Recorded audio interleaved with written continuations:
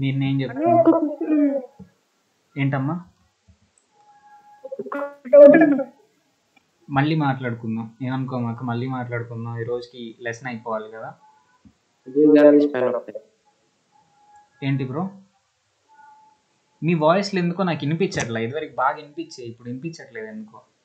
కొంచెం గట్టిగా మాట్లాడండి.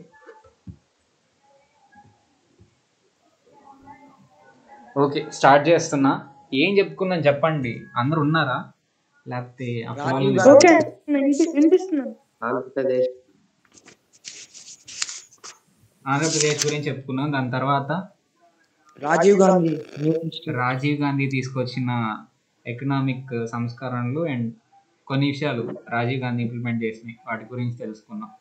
ఎవరైనా చెప్పండి, 3 పాయింట్స్ ఉన్నాయి కదా రాజీవ్ గాంధీ చేసినాయి, షార్ట్గా ఫాస్ట్గా చెప్పేయాలి. పంచాయత్ రాజ్ సిస్టమ్ తీసుకొచ్చాడు, టెలికాం రెవల్యూషన్ తీసుకొచ్చాడు, ఇంకా శ్రీలంకలో ఆర్మీస్ ని పంపించాడు. సూపర్ అమ్మా, గ్రేట్. ఇప్పుడు మనం నెక్స్ట్ టాపిక్ చూద్దాం మన లెసన్లో, the era of coalition politics. Coalition politics గురించి ఇదివరకే మాట్లాడుకున్నాం యాక్చువల్గా మనం, కానీ వీళ్ళు అంత డీటెయిల్డ్గా ఇవ్వాల. కోయలేషన్ అంటే ఏంటి అంత డీటెయిల్గా ఇవ్వాల. జస్ట్ కోయలేషన్ పాలిటిక్స్ గురించి చెప్పారు, మీకు క్లియర్గా అర్థమవుతుంది. మీకు ఐడియా ఉన్నవాళ్ళు కాబట్టి ఇంకా బాగా అర్థమవుతుంది, జాగ్రత్తగా వినండి. The 1990s were years of very significant change in the post-independence India. చాలా చేంజెస్ జరిగినాయంట, ఓకేనా. పెద్ద పెద్ద సిగ్నిఫికెంట్ అంటే ఏంటి, చెప్పుకోదగ్గవి అని అర్థం, ఓకేనా. గొప్ప చేంజెస్ అని చెప్పేసి అర్థం. సిగ్నిఫికెంట్ చేంజ్ అంటే గొప్ప చేంజ్. 1990sలోనే చాలా గొప్ప గొప్ప చేంజెస్ అనేవి జరిగినాయి, చెప్పుకోదగ్గ చేంజెస్ చాలా జరిగినాయంట ఇండిపెండెన్స్ తర్వాత. With the transformation to a competitive multi-party system, it became near impossible for any single party to win a majority of the seats and form a government of its own. ఇప్పుడు first మనకి ఇండియాలో ఎట్లా ఉండేది, single party dominance ఉండేది. Single party dominance నుంచి మళ్ళీ multi party system వచ్చింది, అవునా కదా. మల్టీ పార్టీ డెమోక్రసీ అనేది వచ్చింది. దీనివల్ల ఎమర్జెన్సీ వల్ల. హలో, కట్ అయిందా మళ్ళీ? హలో, అవునన్నా కట్ అయింది. చాలా సారీ, ఎందుకో అసలు ఈ అందరం కాల్ చేస్తున్నారు ఈరోజు చాలా మంది. ఓకే, చెప్పుకుందాం అనుకోమాకండి. సో సింగిల్ పార్టీ డామినెన్స్ నుంచి ఎమర్జెన్సీ తర్వాత కాంగ్రెస్ మీద ప్రజలకి కొంచెం ఇంట్రెస్ట్ తగ్గిపోయి, రెస్పెక్ట్ తగ్గిపోయి వేరే పార్టీస్ని తీసుకున్నారు, ఓకేనా. కాబట్టి సింగిల్ పార్టీ డామినెన్స్ అనేది అక్కడితో అయిపోయింది. మల్టీ పార్టీ సిస్టమ్ ఉంది ఇండియాలో అని చెప్పుకోవచ్చు అప్పటి నుంచి, ఓకేనా. ఈ మల్టీ పార్టీ సిస్టమ్ వచ్చిన కాడ నుంచి సింగిల్ పార్టీకి మెజారిటీ ఆఫ్ సీట్స్ రావటం ఆగిపోయినాయి, ఓకేనా. ఒక పార్టీకే మోర్ దాన్ 50% ఆఫ్ సీట్స్ రావటం అనేది జరగట్లేదు ఎప్పుడు చూసినా కూడా, okay. Since 1989 all the governments that had formed at the national level have been either coalition or minority governments. So 1989 నుంచి మనం చూసుకుంటే అప్పటి నుంచి నేషనల్ లెవెల్లో ఫామ్ అయిన గవర్నమెంట్స్ అన్నీ కూడా కోయలేషన్ గవర్నమెంట్సే, ఓకేనా. సో కోయలేషన్ ఆర్ మైనారిటీ అన్నారు. ఈ పదాలని కొంచెం స్ట్రాంగ్గా అర్థం చేసుకున్నాం. గవర్నమెంట్స్ అనేవి రూలింగ్ పార్టీ గవర్నమెంట్ అనేది 3 వేస్లో జరగవచ్చు. రూలింగ్ పార్టీని 3 వేస్లో చూస్ చేసుకోవచ్చు. ఫస్ట్ది ఏంటి అంటే మెజారిటీ గవర్నమెంట్ అంటాం. మెజారిటీ గవర్నమెంట్ అంటే ఏంటి చెప్పండి. మెజారిటీ గవర్నమెంట్ అంటే గెలిచిన గవర్నమెంట్ ఎవరికైతే మోర్ దాన్ 50% సీట్స్ వస్తాయో, ఒక పార్టీకి మోర్ దాన్ 50% సీట్స్ వచ్చినాయి అనుకోండి, ఆ పార్టీ గవర్నమెంట్ని ఫామ్ చేయవచ్చు కదా. ఇంకా వేరే పార్టీతో సంబంధం లేకుండా ఆ పార్టీ అబ్సల్యూట్ మెజారిటీ వచ్చింది అంటే మోర్ దాన్ 50% సీట్స్ ఆ పార్టీకి వచ్చినాయి కాబట్టి ఇంకా వేరే పార్టీతో సంబంధం లేకుండా ఆ పార్టీ గవర్నమెంట్ని ఫామ్ చేయొచ్చు. అట్లాంటి గవర్నమెంట్ని మెజారిటీ గవర్నమెంట్ అంటాము. ఈ 3 మీరు రాయాలి. ఇప్పుడు మీ క్లాస్ అయిపోయిన తర్వాత గవర్నమెంట్స్ 3 టైప్స్లో ఫామ్ చేయొచ్చు: మెజారిటీ గవర్నమెంట్, కోయలేషన్ గవర్నమెంట్ లేదా మైనారిటీ గవర్నమెంట్. మెజారిటీ గవర్నమెంట్ అర్థమైంది కదా. ఒక పార్టీకి మోర్ దాన్ 50% సీట్స్ వస్తే ఆ పార్టీ ఇంకా వేరే వాళ్ళతో సంబంధం లేకుండా, వేరే పార్టీలతో సంబంధం లేకుండా గవర్నమెంట్ని ఫామ్ చేసేయచ్చు. అట్లాంటి పార్టీని ఏమంటాం? మెజారిటీ పార్టీ అంటాం. సెకండ్ది ఏంటి అంటే కోయలేషన్ గవర్నమెంట్. కోయలేషన్ అంటే ఏం చెప్పుకున్నాం? ఏ పార్టీకి కూడా మెజారిటీ రాలేదనుకోండి, 100 ఉంటే 30, 31, 34 ఇట్లా వచ్చినాయి అనుకోండి, ఎగ్జాంపుల్ చెప్తున్నా, క్లియర్గా లేదు. ఇట్లా దేనికి మోర్ దాన్ 50% సీట్స్ లేవు, అన్నిటికీ తక్కువ సీట్సే ఉన్నాయి అనుకోండి. అట్లాంటప్పుడు 2-3 పార్టీస్ కలిసి ఒక ఎంటిటీ లాగా ఫామ్ అవుతాయి, ఒక పార్టీ లాగా ఫామ్ అవుతాయి. ఆ పార్టీకి మోర్ దాన్ 50% ఉన్నట్టే కదా. ఒకదానికి 30 ఉంది, ఇంకో దానికి 34 ఉంది.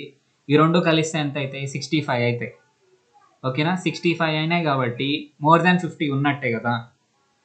అట్లా ఈ రెండు కలిసి ఏం చేస్తాయి అంటే ఒక ఎంటిటీ లాగా ఫామ్ అయ్యి ఒక ఎంటిటీకి ఒక పేరు పెట్టుకుంటాయి, అలయన్స్ అనేదో పేరు పెట్టేసుకొని గవర్నమెంట్ని ఫామ్ చేస్తాయి. ఓకేనా, దీన్ని కోయలేషన్ గవర్నమెంట్ అంటాం. ఇంతవరకు అర్థమైందా అందరికీ? కోయలేషన్ అంటే ఏంటి, మెజారిటీ అంటే ఏంటి? అర్థమైందా? అర్థమైంది బ్రో. ఓకే, ఇదివరకు ఎప్పుడో చెప్పుకుందే, మళ్ళీ ఒకసారి చెప్పాను అంతే. మీకు తెలియదల్లా మైనారిటీ గవర్నమెంట్ అంటే ఏంటో చెప్పలా. ఇంకా మైనారిటీ గవర్నమెంట్ అంటే ఏంటి అంటే, ఎప్పుడైనా కూడా ఇట్లానే కోయలేషన్లో లాగానే ఒకదానికి 30 వచ్చినాయి, సారీ ఒకదానికి 35, ఇంకో దానికి 31, ఇంకో దానికి 34 వచ్చినాయి. దీంట్లో దేనికి అబ్సల్యూట్ మెజారిటీ లేదు. ఏ సింగిల్ పార్టీ తనకి తానుగా వెళ్ళి ఫామ్ చేయలేదు గవర్నమెంట్ని. అట్లాంటప్పుడు ఏమైద్ది అంటే కొన్నిసార్లు వేరే పార్టీ మద్దతు మొత్తం వచ్చేది దీనికి. కొన్ని పార్టీస్ ఏం చేస్తాయంటే ఆ పార్టీలో నుంచి 4 ఎమ్మెల్యేలు కాదు, స్టేట్ లెవెల్లో అయితే ఎమ్మెల్యేస్, సెంట్రల్ లెవెల్లో అయితే ఎవరు? ఎంపీస్. సో ఒక పార్టీలో కొంతమంది ఎంపీ సపోర్ట్ చేస్తారు, ఇంకో పార్టీలో ఇంకొంతమంది, ఇంకో పార్టీలో ఇంకొంతమంది. అర్థమైందా? వివిధ పార్టీల్లో నుంచి కొంతమంది ఎమ్మెల్యేస్ కానీ ఎంపీస్ కానీ ఒక గవర్నమెంట్కి సపోర్ట్ చేస్తారు, ఒక పార్టీకి సపోర్ట్ చేస్తారు. పూర్తిగా వేరే పార్టీ వచ్చి దీంట్లో కలవట్లేదు. వేరే పార్టీలో ఉన్న కొంతమంది ఎమ్మెల్యేలు లేదా ఎంపీలు మాత్రమే ఈ పార్టీకి సపోర్ట్ చేస్తున్నారు. ఇట్లా వీళ్ళ దగ్గర ఒక 35 మెంబర్స్ ఉన్నారు. మన మెయిన్ పార్టీ దగ్గర 35 మెంబర్స్ ఉన్నారు. సెకండ్ పార్టీలో ఒక 20 మెంబర్స్ వీళ్ళకి సపోర్ట్ చేశారు. థర్డ్ పార్టీలో ఒక 10 మెంబర్స్ వీళ్ళకి సపోర్ట్ చేశారు అనుకోండి. మెజారిటీ వచ్చేసింది కదా వీళ్ళకి ఇంకా. ఓకేనా, మోర్ దాన్ 50% ఆఫ్ ఓట్స్ వీళ్ళకి వస్తాయి కదా. సో గవర్నమెంట్ని ఫామ్ చేసేస్తారు. కానీ ఇక్కడ కోయలేషన్కి మైనారిటీకి ఉన్న డిఫరెన్స్ ఏంటి అంటే, కోయలేషన్ అంటే ఏంటి అంటే ఒక పార్టీ ఇంకో పార్టీ మొత్తం కలిసిపోతాయి, 2 పార్టీస్ కలిసిపోతాయి, మిక్స్ అయిపోతాయి, సింగిల్ ఎంటిటీ లాగా ఫామ్ అయిపోతాయి. కానీ మైనారిటీ గవర్నమెంట్స్లో ఏంటి అంటే పార్టీస్ అనేవి కలిసిపోవు, పార్టీస్లో ఉన్న కొంతమంది ఎమ్మెల్యేలు లేదా ఎంపీలు మాత్రమే సపోర్ట్ చేస్తారు. ఇది డిఫరెన్స్. ఇక్కడ ఇంకో పాయింట్ గుర్తించాల్సింది ఏంటి అంటే, కోయలేషన్ గవర్నమెంట్లో 2 పార్టీలు కలిసిపోతాయి కదా. అంటే ఒక పార్టీలో ఎంపీస్, ఇంకో పార్టీలో ఎంపీస్ ఇద్దరు కలిసిపోయి ఒక ఎంటిటీ లాగా ఫామ్ అవుతారు. అవునా కాదు? అర్థమైందా? ఆ పార్టీలో ఎంపీస్, ఈ పార్టీలో ఎంపీస్ కలిసిపోయి ఒక ఎంటిటీ లాగా ఫామ్ అవుతారు. ఇప్పుడు క్యాబినెట్ని మనం క్యాబినెట్ మినిస్టర్స్ ఎవరైతే ఉన్నారో, finance minister, agriculture minister, education minister, external affairs, foreign affairs minister, ఇట్లా మినిస్టర్స్ని చూస్ చేసుకునేటప్పుడు ఒక సింగిల్ పార్టీ నుంచి చూస్ చేసుకుంటే ఒప్పుకోరు, రెండో పార్టీ వాళ్ళు ఒప్పుకోరు. కాబట్టి 2 పార్టీస్ నుంచి మినిస్ట్రీస్ని తీసుకుంటారు ఎక్కడ? కోయలేషన్ గవర్నమెంట్లో. ఈ పాయింట్ అర్థమైందా అందరికీ? కోయలేషన్ గవర్నమెంట్లో ఏంటి అంటే 2 పార్టీస్ జాయిన్ అవుతాయి కదా.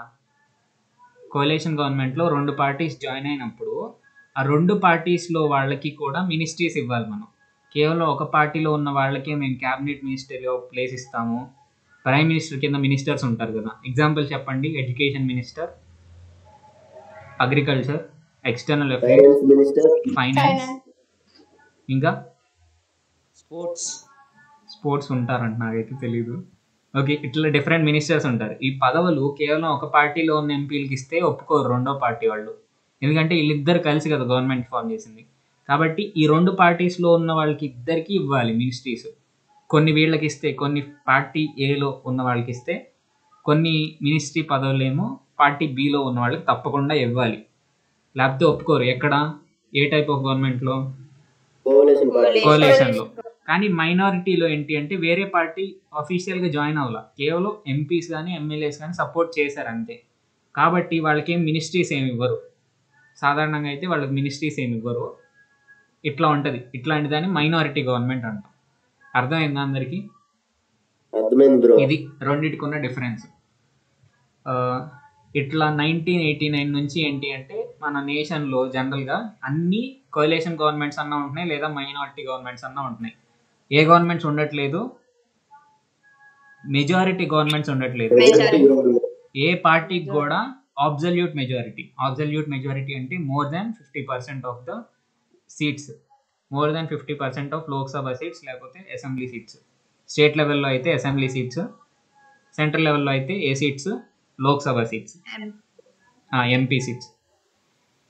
మోర్ దాన్ 50% ఉంటే అబ్సల్యూట్ మెజారిటీ అంటాము. అట్లా అబ్సల్యూట్ మెజారిటీ ఎవరికి రావట్లే 1989 నుంచి. ఓకే, అది విషయం.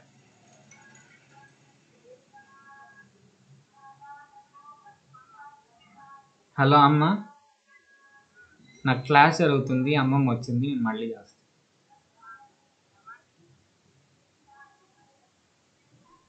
Hello,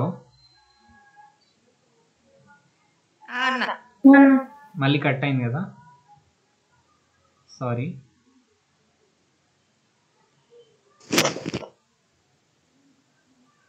A number of national and regional parties had to come together to form governments at the center.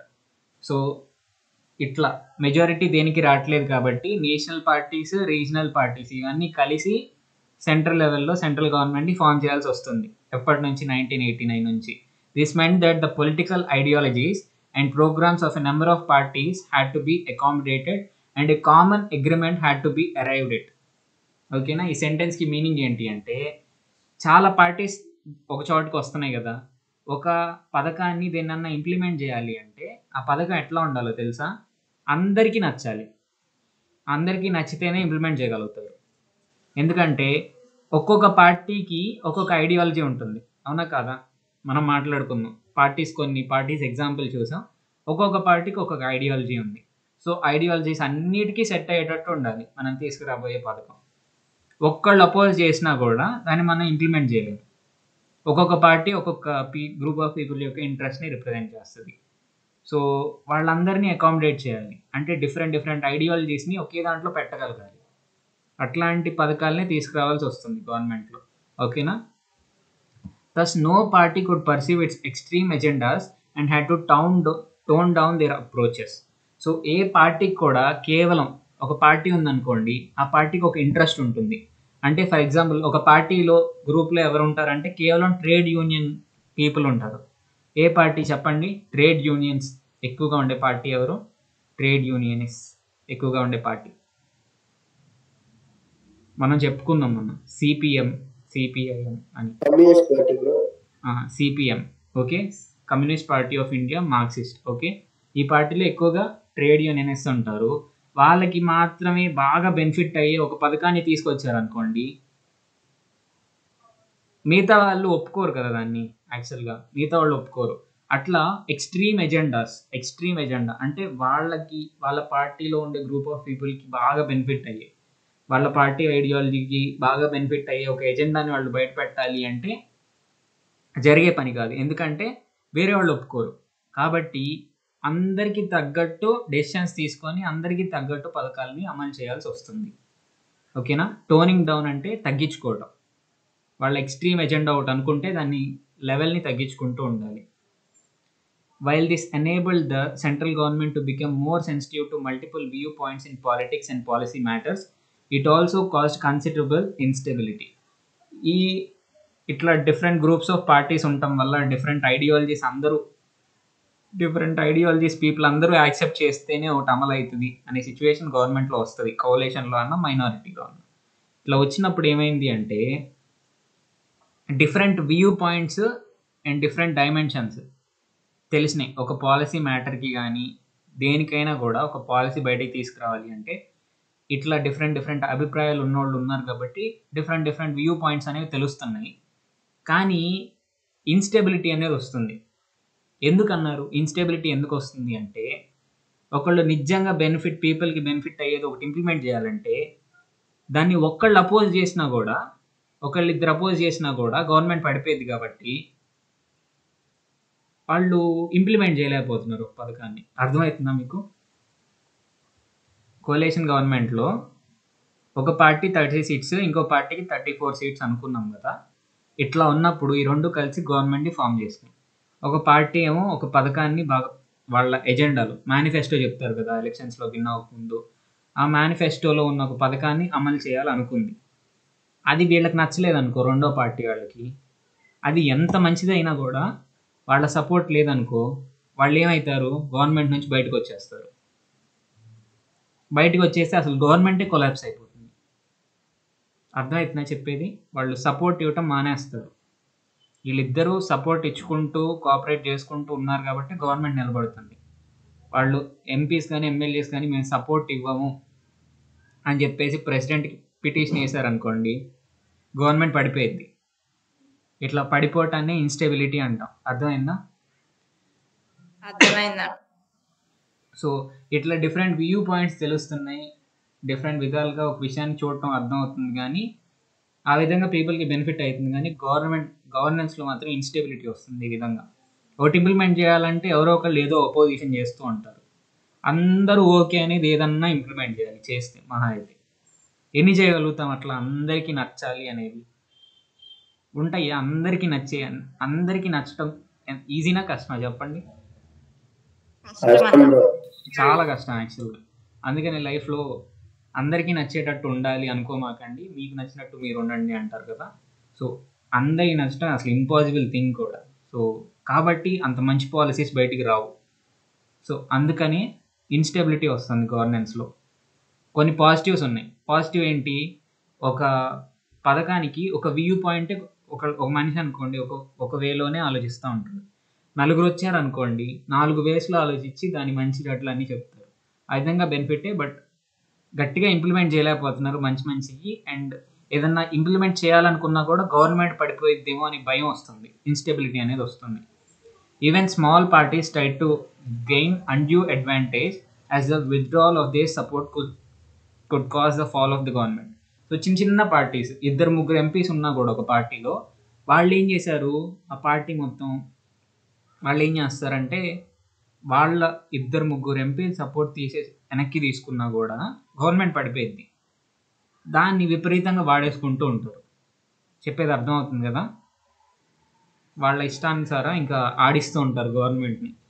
వాళ్ళ సపోర్ట్ వెనక్కి తీసుకుంటే గవర్నమెంట్ పడిపోతుంది. కాబట్టి ఒక్కళ్ళిద్దరికి కూడా భయపడాల్సి వచ్చేది, ఒక పాలసీ విషయంలో కానీ ఒక పథకం విషయంలో కానీ.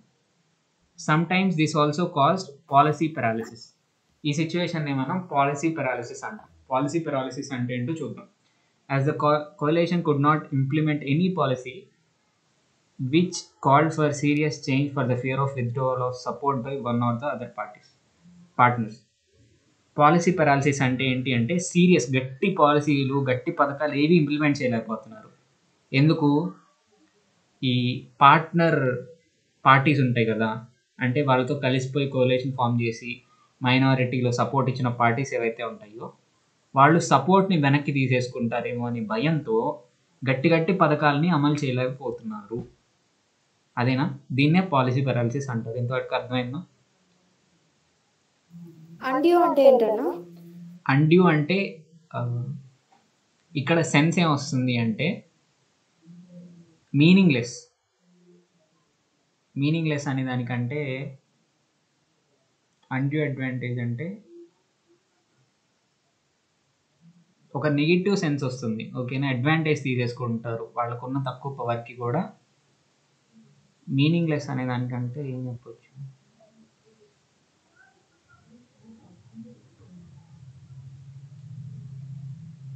సిచ్యువేషన్ని బాగా యూజ్ చేసుకుంటారు అన్నట్టు. ఓకేనా? సెన్స్ అర్థం చేసుకో. జస్ట్ అండ్యూ అనే దానికి perfect meaning చెప్పలేకపోతున్నా.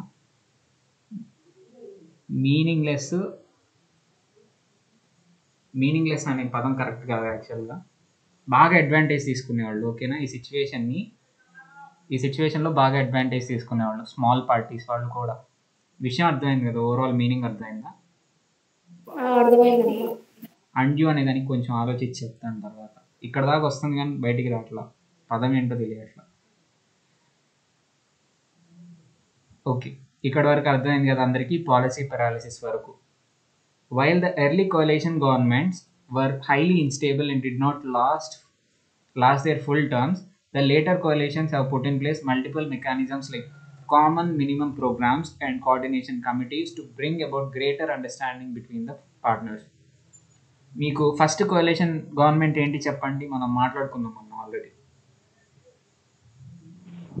Bharatiya Janata party. Bharatiya Janata party కాదు bro, Janata party just. Okay okay okay. Janata party ఎన్ని ఇయర్స్ ఉంది చెప్పండి? 77లోనా వచ్చింది? 2 years ఉన్నట్టుంది అంతే కదా? ఎన్ని ఇయర్స్ ఉంది? 3 years ఉంది. సో 3 years ఉంది, పడిపోయింది యాక్చువల్గా, మళ్ళీ పడిపోయింది.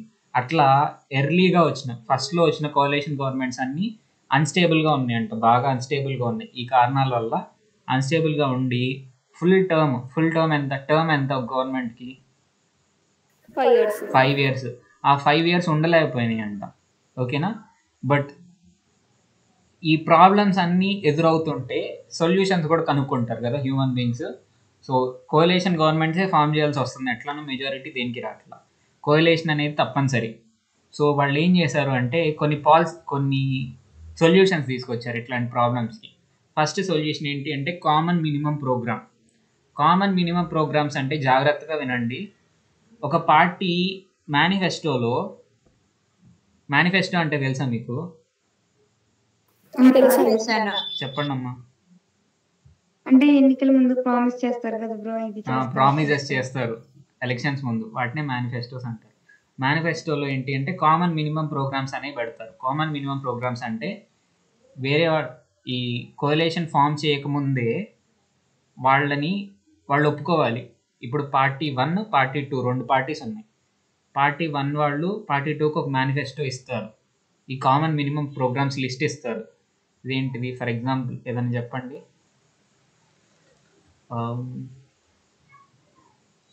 బాగా గట్టిగా ఉన్న పథకాలు ఏంటి ఇప్పుడు ప్రస్తుతానికి క్రేజ్లో ఉన్న పథకాలు మన గవర్నమెంట్లో?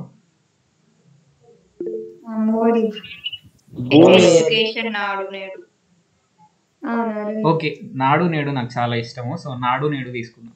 సో నాడు నేడు అనే ఒక పథకం ఉందనుకోండి, వీళ్ళు ఏమి ఇస్తారు అంటే కోalition ఎగ్జాంపుల్ చెప్తున్నా జస్ట్. సో ఒక పథకం ఉంది, నాడు నేడు అనే పథకం ఉందనుకోండి. పార్టీ 1 వాళ్ళు ఈ మేనిఫెస్టోలో వాళ్ళు పెట్టుకున్నారు. వీళ్ళు ఏం చేస్తారు అంటే ఇది గట్టిగా ఎట్లయినా అమలు చేయాలనుకుంటే కనుక కామన్ మినిమం ప్రోగ్రామ్స్ లిస్ట్లో నాడు నేడు రాసి పార్టీ 2 వాళ్ళకి ఇస్తారు. పార్టీ 2 వాళ్ళు ఈ కామన్ మినిమం ప్రోగ్రామ్స్లో ఉన్న వాటిని అన్నింటినీ యాక్సెప్ట్ చేస్తేనే వీళ్ళిద్దరు కలిసి కోalitionని ఫామ్ చేస్తారు. అట్లానే పార్టీ 2 వాళ్ళు కూడా ఒక మేనిఫెస్టోని ఇస్తారు, వీళ్ళకి ఒక కామన్ మినిమం ప్రోగ్రామ్స్ లిస్ట్ ఇస్తారు. వీటన్నిటిని మేము యాక్సెప్ట్ చేస్తాము, మేము అపోజ్ చెయ్యము అని ముందు వీళ్ళు సైన్ చేసేస్తేనే అఫీషియల్గా అప్పుడే వీళ్ళిద్దరు కలిసి కోalition ఫామ్ చేస్తారు. అర్థమైందా? ఇట్లా దీనివల్ల అన్స్టేబిలిటీ పోయింది కదా, గట్టి పాలసీస్ ఇంప్లిమెంట్ చేయగలుగుతారు కదా. అర్థమైందా? కామన్ మినిమం ప్రోగ్రామ్ గ్రేట్నెస్ అది చాలా ముఖ్యమైనది, జస్ట్ పదంలాగా పడేశారు టెక్స్ట్ బుక్లో. నెక్స్ట్ది కోఆర్డినేషన్ కమిటీస్. వాళ్ళ మధ్య ఏదన్నా ప్రాబ్లమ్స్ వస్తే, కోఆర్డినేషన్ అంటే ఏంటి? సమన్వయం, అంతే కదా. తెలుగు టెక్స్ట్ బుక్లో ఉంది కోఆర్డినేషన్ అంటే సమన్వయం అని. సో ఇద్దరి మధ్య ఏదైనా ప్రాబ్లమ్స్ వస్తే వాళ్ళిద్దరిని మళ్ళీ సెట్ చేయడం ఆ కోఆర్డినేషన్ కమిటీలో పని. ఇట్లాంటి వాటిని కొన్నిటిని పెట్టుకున్నారు. ఎందుకు? కోalition గవర్నమెంట్స్ కానీ మైనారిటీ గవర్నమెంట్స్ కానీ సక్సెస్ అవ్వడానికి. ఓకేనా? ఇవన్నీ పెట్టిన తర్వాత later coalitions like the BJP-led National Democratic Alliance and the Congress-led United Progressive Alliance had completed their terms. Moreover, the UPA అంటే United Progressive Alliance was the first coalition to be re-elected. So ఇట్లాంటివన్నీ implement చేసుకున్న తర్వాత వచ్చిన BJP lead చేసిన national democratic alliance అంటే main కోalitionలో ఒక main party ఉంటుంది, head party. Okay, దాని కింద వేరే పార్టీ సపోర్ట్ ఇస్తూ ఉంటుంది. బీజేపీ లీడ్ చేసిన నేషనల్ డెమోక్రటిక్ అలయన్స్ అనే ఒక కోalition గవర్నమెంట్, కాంగ్రెస్ లీడ్ చేసిన యునైటెడ్ ప్రోగ్రెసివ్ అలయన్స్ సక్సెస్ఫుల్గా 5 years కంప్లీట్ చేసుకున్నాయంట. వాటి టర్మ్స్ అవి ఫుల్ఫిల్ చేసినాయి. నెక్స్ట్ ఇది బిట్లో అడగవచ్చు, గుర్తుపెట్టుకోండి, అండర్లైన్ చేసుకోండి. ద యూపీఏ అంటే కాంగ్రెస్ లీడ్ చేసిన యూపీఏ ఏదైతే ఉందో అది రీఎలెక్ట్ అయిందంట. అంటే ఒక టర్మ్ కంప్లీట్ అయిన తర్వాత మళ్ళీ అదే గవర్నమెంట్ని పీపుల్ తీసుకున్నారు. ఓకేనా? సో ఈ సబ్ టాపిక్లో డౌట్స్ ఏమన్నా ఉన్నాయి ఎవరికన్నా? అర్థమైందా అందరికీ? ఇక్కడ ఒక క్వశ్చన్ అడిగారు. While some people feel that కోalition politics has weekend the government, others feel that it has prevented any party from stream loading it's agenda on the country. Discuss with examples. Stream rolling అంటే రుద్దటం ఒక రకంగా. Stream rolling అంటే pressurise చేసి implement చేయటం. అర్థమైందా? ఇప్పుడు కోalition governments అనేవి weekend చేసిన ఎంతో కొంత అని చెప్పేసి అనుకున్నాం. కొన్ని పాలసీస్ గట్టి పాలసీస్ తీసుకురాలేకపోయినాయని చెప్పుకున్నాం. కానీ దానికి పాజిటివ్ ఆస్పెక్ట్ కూడా ఉంది. ఏదన్నా ఒక విషయము ఒక పార్టీ ఒక వేలోనే ఆలోచించి ఇంప్లిమెంట్ చేసిందనుకోండి, ఒక పెద్ద విషయం ఇంప్లిమెంట్ చేసిందనుకోండి, దానివల్ల కంట్రీకి చాలా పెద్ద ముప్పు వచ్చే అవకాశం ఉంది. అర్థమైందా? లేకపోతే పొరపాటున అట్లా చేయవచ్చు, లేకపోతే కావాలని ఒక పథకాన్ని కానీ ఒక రూల్ని కానీ ఇంప్లిమెంట్ చేయాలనుకుంటే ఒక పార్టీ, అది దానికి మెజారిటీ ఉందనుకోండి, ఇష్టం వచ్చినట్టు ఇంప్లిమెంట్ చేసేసుకుంటుంది, దాని ఇష్టం వచ్చినట్టు ఆడించుకుంటుంది. కాకపోతే ఇప్పుడు వేరే గవర్నమెంట్స్ అన్నీ ఉన్నాయి, అవన్నీ వేరే పార్టీస్ అన్నీ ఉన్నాయి, అవన్నీ యాక్సెప్ట్ చేయాలి అనే క్వశ్చన్ ఎప్పుడైతే వచ్చిందో అప్పుడు వాళ్ళు ఇష్టం వచ్చినట్టు ఎక్స్ప్లాయిట్ చేసుకోరు సిస్టమ్ని. అర్థమవుతుందా? ఎక్స్ప్లాయిట్ చేసుకునే అవకాశం తగ్గిపోయింది. ఎందుకంటే వేరే వాళ్ళు ఒప్పుకోరు వాళ్ళు ఎక్స్ప్లాయిట్ చేసుకుంటే. ఓకేనా? సో ఎగ్జాంపుల్స్ చెప్పమన్నారు, నాకైతే ఈ విషయంలో ఎగ్జాంపుల్స్ ఎక్కడ దొరకలేదు, సో చెప్పలేను. బట్ ఈ క్వశ్చన్కి మీనింగ్ సగం ఆన్సర్ తెలిసిందా? అర్థమవుతుందా? అర్థమైందా లేదా? మళ్ళీ చెప్పమంటారు? Hello bro. చెప్పు బ్రో వన్ రిక్వెస్ట్ బ్రో, ఇప్పుడు నేను లీవ్ అవుతాను బ్రో, మా అన్నయ్యకి క్లాస్ ఉందంట. ఓకే వీడియో పెడతారు కదా? పెడతాను. ఏం లేదు, ఏదన్నా పెద్ద చేంజెస్ తీసుకురావాలంటే అవి పాజిటివ్ చేంజెస్ అయితే ఓకే. ఒకవేళ నెగిటివ్ ఆస్పెక్ట్స్ అనుకోండి, ఒక పెద్ద పథకాన్ని ఇంప్లిమెంట్ చేయాలనుకుంటున్నారు లేదా ఒక పెద్ద రూల్ని తీసుకురావాలనుకుంటుంది అనుకోండి గవర్నమెంట్, అది మెజారిటీ గవర్నమెంట్ అనుకోండి, ఇంకా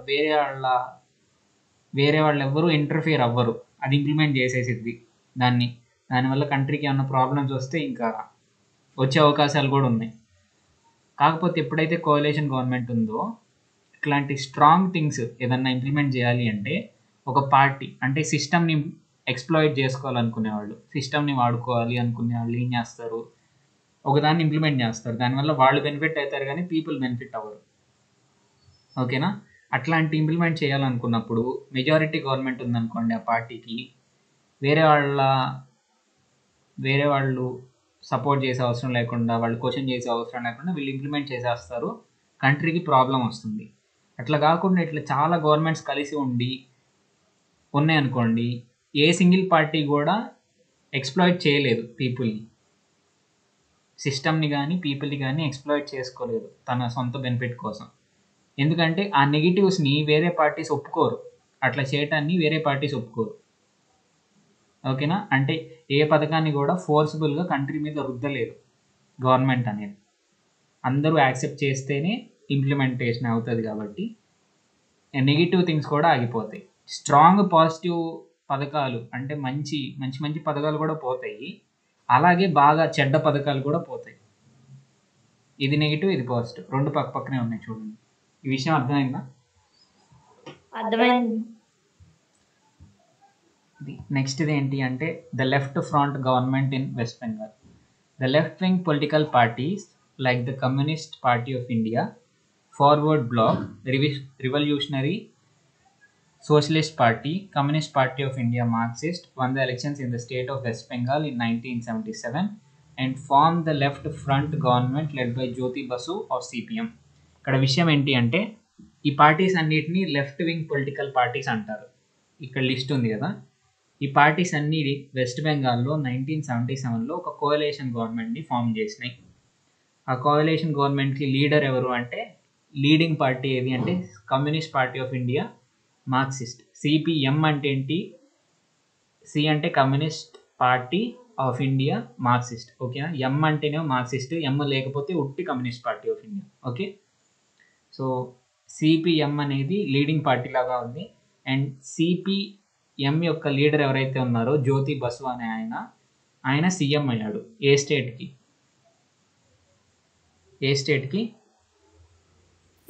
వెస్ట్ బెంగాల్కి 1977 ఎలక్షన్స్లో. ఇది విషయం. కోalition గవర్నమెంట్ ఫామ్ అయింది.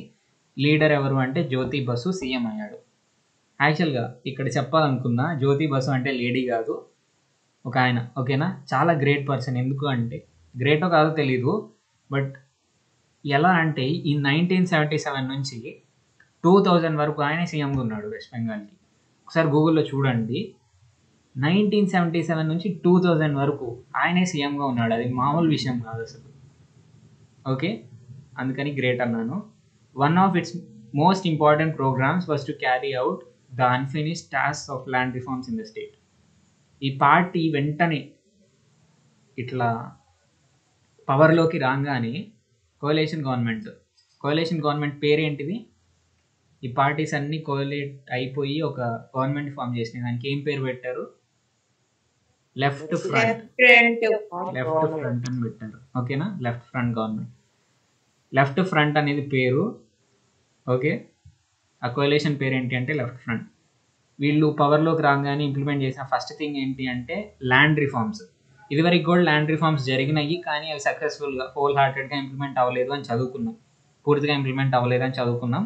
సో ఆయన అన్ఫినిష్డ్ అంటే సగం అయిపోయి పనులు ఏవైతే ఉన్నాయో వాటిని ఇంప్లిమెంట్ చేశారంట. ఓకేనా, in June 1978 the West Bengal government launched Operation Bharga to record the names of the sharecroppers who formed a major part of the agrarian population in West Bengal and to secure their rights.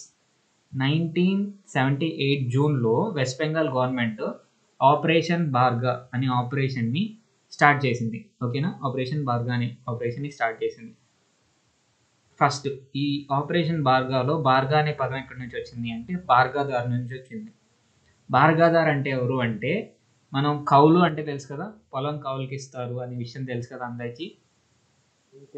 అంటే ఏంటి అంటే, మీరు owner అనుకోండి, ఎవరన్నా ఒక farmer మీ దగ్గరకు వచ్చి మేము కౌలుకి చేసుకుంటాం మీ పొలాన్ని అని చెప్పి అడుగుతారు. మీరు సంవత్సరానికి ఇంత రేట్ అని మాట్లాడుకొని పొలం ఇస్తారు. వాళ్ళు సంవత్సరానికి రెంట్ పే చేస్తుంటారు. అది జనరల్గా ఆంధ్రాలో ఉన్న కౌలు సిస్టమ్. ఇక్కడ ఎట్లా ఉండేదంటే ఆ టైంలో పండిన పంటలో కొంత పార్ట్ 90% ఓనర్కి వెళ్తుంది, 10% పండించిన వాడికి వెళ్తుంది. అట్లా ఉండేది. అది చాలా అన్యాయం కదా యాక్చువల్గా. సో అట్లాంటి వాళ్ళని బార్గాదార్స్ అంటారు. అంటే పండించేవాళ్ళు, ఫార్మింగ్ చేసి కష్టపడి పండించే వాళ్ళని బార్గాదార్స్ అంటారు. ఓకేనా, సో వాళ్ళని ఇంగ్లీష్లో ఏమంటాము? Share croppers. అంటే క్రాప్ని షేర్ చేస్తారు. కొంత పర్సెంట్ ఏమో ఓనర్కి వెళ్తుంది, కొంత పర్సెంట్ ఏమో పండించేవాడికి వెళ్తుంది. ఆపరేషన్ బార్గా అనే ఆపరేషన్ని గవర్నమెంట్ లాంచ్ చేసింది. ఆపరేషన్లో ఏంటి అంటే, ఈ షేర్ క్రాపర్స్ ఎవరైతే ఉన్నారో స్టేట్లో వాళ్ళ నేమ్స్ యొక్క లిస్ట్ అనేది తయారు చేయించుకుంది. Record the names of the sharecroppers. ఎందుకు అంటే వెస్ట్ బెంగాల్లో ఎక్కువ పాపులేషన్ ఎవరు ఉన్నారంటే ఈ బార్గాదార్సే ఉన్నారంట. తక్కువ పాపులేషన్ జమీందార్స్ ఉన్నారు, ఎక్కువ పాపులేషన్ బార్గాదార్స్ ఉన్నారు. ఓకేనా, వాళ్ళ రైట్స్ అనేవి బాగా ఎక్స్ప్లాయిట్ చేసుకుంటారు. బార్గాదార్స్ని జమీందార్స్ జనరల్గా బాగా ఎక్స్ప్లాయిట్ చేసుకుంటారు, మనకు అందరికీ తెలిసిందే. ఎక్స్ప్లాయిట్ చేసుకుంటున్నారు కాబట్టి వాళ్ళ రైట్స్ని ప్రొటెక్ట్ చేయడానికి ఫస్ట్ ఆఫ్ ఆల్ బార్గాదార్స్ ఎవరు నేమ్స్ లిస్ట్ అనేది తీసుకొచ్చుకున్నారు. ఓకేనా, నేమ్స్ లిస్ట్ అంటే ఏదో 10 మంది 20 మంది ఉండరు, చాలా మంది ఉంటారు. ఎందుకంటే పాపులేషన్లో మెజారిటీ ఎవరు ఉన్నారంటే బార్గాదార్సే ఉన్నారంట. ఏం చేశారో చూద్దాం. ఆపరేషన్ బార్గా ఏంటో చూద్దాం. Operation Barga depended heavily on collective action by the sharecroppers and Panchayati Raj institutions, thus avoiding bureaucratic delays and domination of the land-owning classes.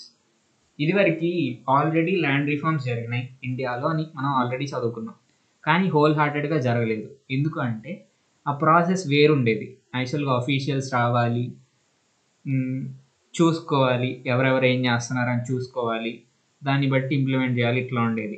ఒక పక్క ఊరికి ఒక అఫీషియల్ వచ్చాడు అనుకోండి, ఫర్ ఎగ్జాంపుల్ ఈ జనరల్ సిచ్యువేషన్ చూడండి. పక్క ఊరిలో ఒక అఫీషియల్ వచ్చాడు అనే విషయం తెలిసిందనుకోండి, అఫీషియల్ వచ్చేసి ల్యాండ్ ఓనర్ దగ్గర, జమీందార్ దగ్గర 20 ఎకర్స్ 25 ఎకర్స్ కంటే ఎక్కువ ఉంటే ల్యాండ్, దాన్ని తీసేసుకొని వేరే వాళ్ళకి ఇచ్చారు అనుకోండి ఫర్ ఎగ్జాంపుల్. ఆ న్యూస్ వేరే వాళ్ళకి విలేజెస్కి తెలుస్తుంది.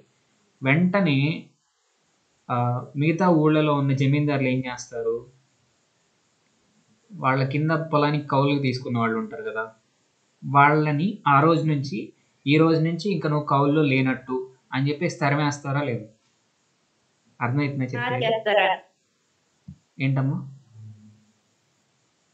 అలాగే చేస్తారని అన్నా. అలే చేస్తారు కదా. అర్థమైందా అందరికీ సిచ్యువేషన్?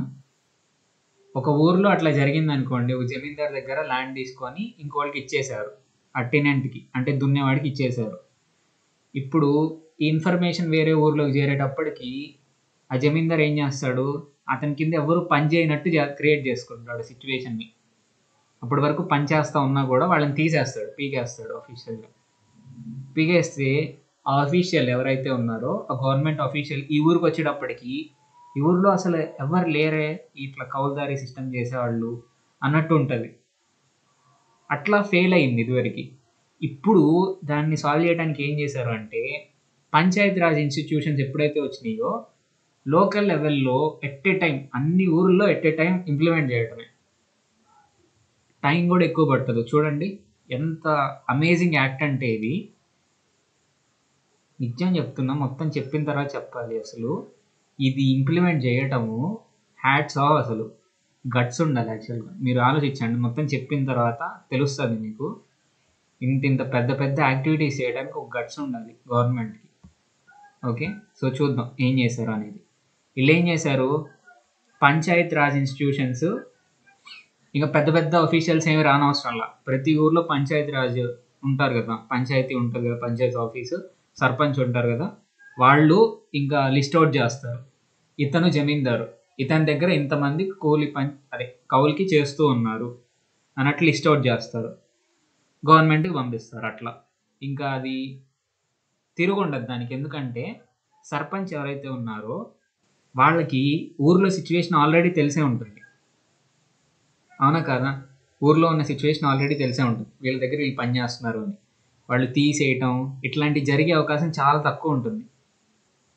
అంతలోకి తీసేయటం ఇట్లా జరిగే అవకాశం చాలా తక్కువ ఉండిద్ది. సో ఎట్లా చేశారో చూద్దాం. ఇట్లా బ్యూరోక్రాటిక్ డిలేస్, బ్యూరోక్రసీ అంటే ఎవరు, గవర్నమెంట్లో ఉన్న హైయర్ లెవెల్స్ని బ్యూరోక్రాట్స్ అంటాము. వాళ్ళు చేసే డిలేస్ అనేవి తగ్గిపోతాయి ఇట్లాంటి సిస్టమ్ ఉన్న లోకల్లోనే. అఫీషియల్ ఎవరైతే ఉన్నారో వాళ్ళే ఆ ఊరికి ఇంప్లిమెంట్ చేసేస్తారు. సో ఒక అఫీషియల్ 4 అఫీషియల్స్ వెళ్ళి అన్ని ఊర్లకి తిరిగి ప్రాసెస్ని కంప్లీట్ చేయడానికి ఒక 2-3 ఏళ్ళు పడుతుంది. ఇట్లా కాకుండా ఎవరి ఊళ్ళో ఉన్న అఫీషియల్ వాళ్ళు చేసేస్తే తొందరగా అయిపోయింది, డిలే అనేది ఉండదు. ఓకేనా? ల్యాండ్ ఓనింగ్ క్లాసెస్ ఎవరైతే ఉన్నారో వాళ్ళు డామినేట్ చేసే అవకాశం ఇంక ఉండదు.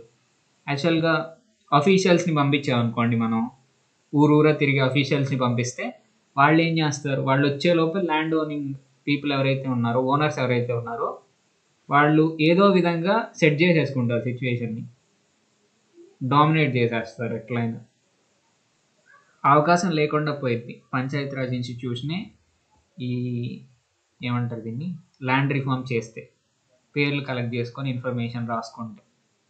Officials held camps in the villages in which the various stakeholders would meet and discuss the issues.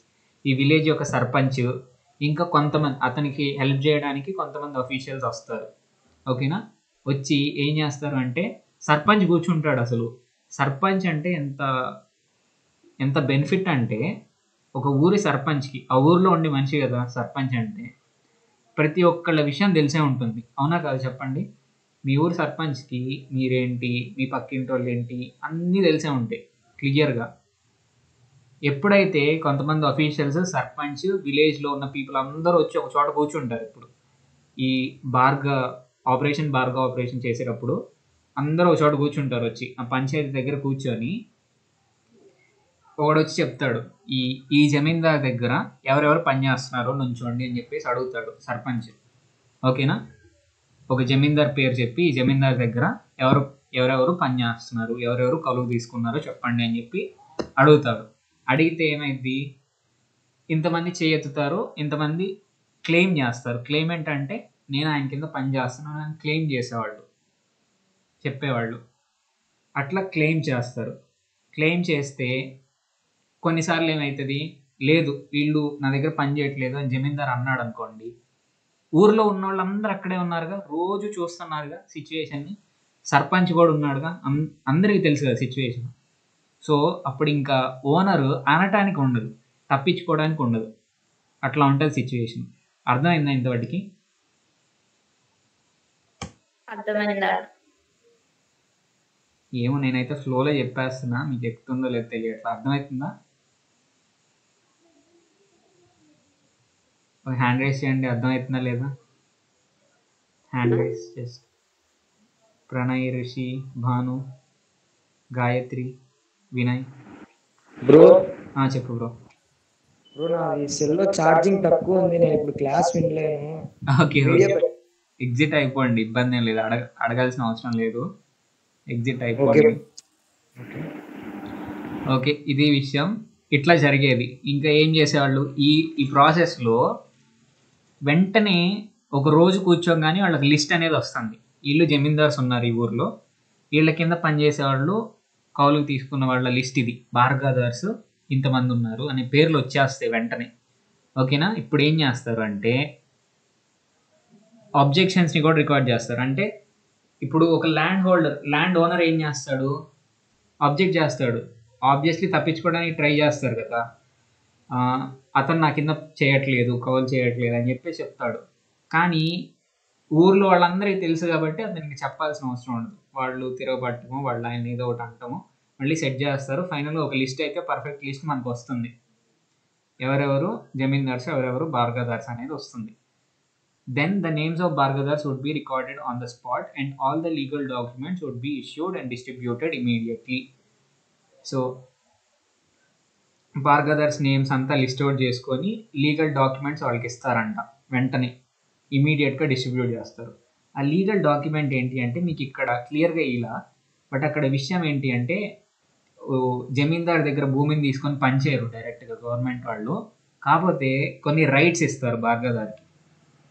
Rights ఎట్లా ఉంటాయి అంటే కొంచెం ఫన్నీగా ఉంటుంది, బట్ విషయం ఏంటి అంటే ఓనర్ ఇతనే, ఓనర్ ల్యాండ్ లార్డే ఉంటాడు, కాకపోతే ఆ భూమిని పండించే హక్కు ఏదైతే ఉంటుందో అది బార్గాదార్ దగ్గరే ఉంటుంది. యాక్చువల్గా ఈ ఓనర్షిప్ ఎట్లా ఉంటుందంటే కొంత ఓనర్ ఇతను, కొంత ఓనర్ ఇతను అన్నట్టు ఉంటుంది. అసలు ఓనర్ అయితే ల్యాండ్ లార్డే యాక్చువల్గా, రేపు ఆ భూమిని అమ్ముకోవాలంటే అమ్ముకునే రైట్ ఓనర్కే ఉంటుంది. కానీ అమ్ముకునే విషయం తప్పితే మిగతా విషయాలన్నిట్లో రైట్ బార్గాదార్కే ఉంటుంది. ఇప్పుడు పండించాలనుకో పంట, ఈ ల్యాండ్ ఓనర్ ఏం చేయలేడు అంటే, ఏ పవర్ ఉండదు అంటే ల్యాండ్ ఓనర్కి, ఇతని దగ్గర ఇప్పుడు లిస్ట్లో వచ్చారు కదా, ఈ భూమి ఇతను పండిస్తున్నాడని లిస్ట్ వచ్చేసింది, ఈ భూమి ఈ బార్గాదార్కి కాకుండా వేరే బార్గాదార్కి ఇచ్చే ఫ్రీడమ్ ఉండదు ల్యాండ్ లార్డ్కి. ఈ విషయం అర్థమైందా లేదా? అర్థమైందా లేదా? కొంచెం కష్టమే, క్లియర్గా ఇల్లే, బట్ కొంచెం మళ్ళీ చెప్పండి. ఓకే, ఇక్కడ ఓనర్షిప్ అనేది అసలు ఓనర్ ఎవరు అంటే ల్యాండ్ లార్డే ఉంటాడు. ఈ ఆపరేషన్ బార్గా జరిగిన తర్వాత కూడా ల్యాండ్కి ఓనర్ ఎవరు అంటే జమీందారే ఉంటాడు, ల్యాండ్ ఓనరే ఉంటాడు. కాకపోతే కొంత ఓనర్షిప్ బార్గాదార్కి వస్తుంది. ఎంతవరకు వస్తుంది అంటే ల్యాండ్ లార్డ్ భూమిని అమ్ముకోవాలి అంటే అమ్ముకోవచ్చు, పూర్తిగా అమ్మేయచ్చు. కాకపోతే ఇప్పుడు ల్యాండ్ లార్డ్ ఈ బార్గాదార్కి కాకుండా వేరే బార్గాదార్కి కౌలుకి ఇద్దాం అనుకున్నాడు అనుకోండి, అది పాసిబుల్ కాదు. అర్థమైందా? ఎందుకంటే ఆ పండించే రైట్ ఎవరికి ఉంది అంటే గవర్నమెంట్ బార్గాదార్కి ఇచ్చేసింది. అమ్ముకునే రైట్, ఓనర్షిప్ రైట్ మాత్రమే ల్యాండ్ లార్డ్ దగ్గర ఉంది. భూమిని పండించేది మాత్రం బార్గాదారే అవుతాడు ఎప్పుడైనా, వేరే వాళ్ళకి ఇచ్చే అవకాశం ఉండదు. లేదు, ఓనర్ వచ్చి నేను ఇల్లు కట్టుకోవాలి, నేను పండించను అంటే తీసుకెళ్ళిపోవచ్చు, అంతేగాని నేను అగ్రికల్చరే చేస్తాను కానీ ఈ బార్గాదార్కి ఇవ్వను, వేరే వాడికి ఇస్తాను అంటే ఒప్పుకోరు. అర్థమైందా? హలో హలో ఇప్పుడు అర్థమైందా అందరికి? చెప్పండి ఒకసారి, అర్థమైందా లేదా చెప్పండి చాలు. అర్థమైందన్న. ఓకే, సో ఇట్లా ఉండేది. ఈ పనిచేసే వాళ్ళు ఎవరైతే ఉన్నారో వాళ్ళకి ఆ భూమి కొంత ఓనర్షిప్ అనేది ఉండేది. ఇంకా లాక్కోవటం, ఆ భూమిని అనవసరంగా లాక్కోవటం ఏమీ ఉండదు. ల్యాండ్ ఓనర్ లాక్కునే అవకాశం ఉండేది కాదు. నెక్స్ట్ది హెరిడిటీ కూడా ఉండేది. ఫర్ ఎగ్జాంపుల్ ఇప్పుడు భూమిని పండించి ఆయన చనిపోయాడు అనుకోండి, అతని కొడుకు పండిస్తాడు. అర్థమైందా? అర్థమైందా? As a result of Operation Bharga, the landlords were largely prevented from forcibly throwing the Bhargadars off the land. ఆ ల్యాండ్ నుంచి తరివేయటం, అనవసరంగా వాళ్ళ దగ్గర నుంచి ల్యాండ్ లాగేసుకోవటం, అట్లా చేసే అవకాశం లేకుండా పోయింది అసలైన ల్యాండ్ ఓనర్కి. అండ్ హెరిడిటరీ రైట్స్ కూడా బార్గదార్స్కి వచ్చినాయి. అంటే ఓనర్షిప్ ల్యాండ్ లార్డ్ దగ్గరే ఉన్నా పండించుకునేటప్పుడు హెరిడిటీ అంటే ఈ పండించేవాడు ఒక ఆయన ఉన్నాడు, ఆయన చనిపోయాడు అనుకోండి, అతని కొడుకు వస్తాడు, లేకపోతే కూతురు వచ్చి పండించుకుంటూ ఉంటుంది. Okay. Secondly, the government guaranteed that the Bhargadars would receive a fair share of crop, 75% if Bhargadar provided the non-labor inputs and 50% if the landlord provides the inputs. In all, approximately half the rural households in West Bengal have received land reform benefits. ఇక్కడ second reform ఏంటి అంటే వాళ్ళు pay చేసే rent విషయంలో. ఇదివరకు ఏమనుకున్నావు, కొన్ని situations ఎట్లా ఉండేవి, 90% 10%, అంటే ఓనర్కి 90% వస్తే మిగిలిన 10% కొంచెం బార్గదార్కి వచ్చేది. దాన్ని మార్చేసి గవర్నమెంట్ నాన్ లేబర్ ఇన్పుట్స్ అంటే సీడ్స్, మెషినరీ ఇవన్నీ కనుక బార్గదార్ పెట్టుకున్నాడు అనుకోండి, పండించడానికి మెషినరీ కానీ సీడ్స్ ఇవన్నీ ఇన్పుట్స్ ఏవైతే ఉంటాయో అవన్నీ బార్గదార్ పెట్టుకుంటే అతనికి 75% ఆఫ్ ప్రాఫిట్ మొత్తం అతనికి వచ్చేస్తుంది. ఒకవేళ సీడ్స్, మెషినరీ ఇవన్నీ జమీందార్ ఇచ్చాడు అనుకోండి, 50-50 షేర్ చేసుకుంటారు ప్రాఫిట్. ఇట్లా రీఫార్మ్ తీసుకొచ్చారు. ఇంతవరకు అర్థమైందా?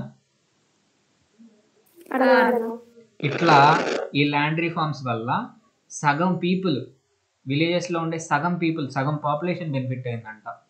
సగం పాపులేషన్ బెనిఫిట్ అవ్వడం కూడా ఎంత గ్రేట్ అంటే అంత గ్రేట్. యాక్చువల్గా ఇంత పెద్ద టాస్క్ని ఒక చిన్న స్ట్రాటజిక్ పాయింట్ ఏంటి అంటే లోకల్ గవర్నమెంట్ ఏంటి, పంచాయత్ గవర్నమెంట్ వల్ల ఇది పాసిబుల్ అయింది. పంచాయత్ రాజ్ సిస్టమ్ వల్ల ఇది పాసిబుల్ అయింది. ఒక చిన్న ఐడియా యాక్చువల్గా.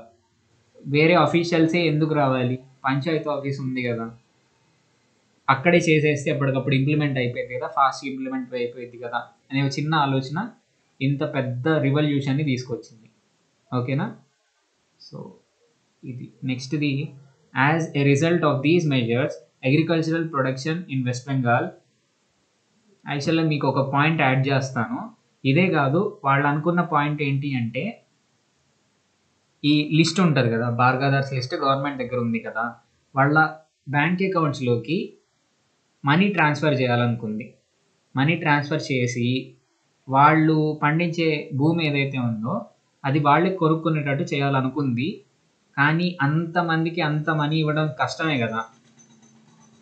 అర్థమైందా? ఇప్పుడు బార్గదార్స్ లిస్ట్ గవర్నమెంట్ దగ్గర ఉంది, వాళ్ళకి మనీ పంపించి భూమిని కొనుక్కోమని చెప్పాలనుకుంది, కానీ అది ఇంప్లిమెంట్ అవ్వలేదు. ఎందుకంటే అంత మనీ రావటం అనేది చాలా ఇబ్బంది అయిన విషయం కాబట్టి అది జరగలేదు. ఇంతవరకు ఇంప్లిమెంటేషన్ అనేది జరిగింది.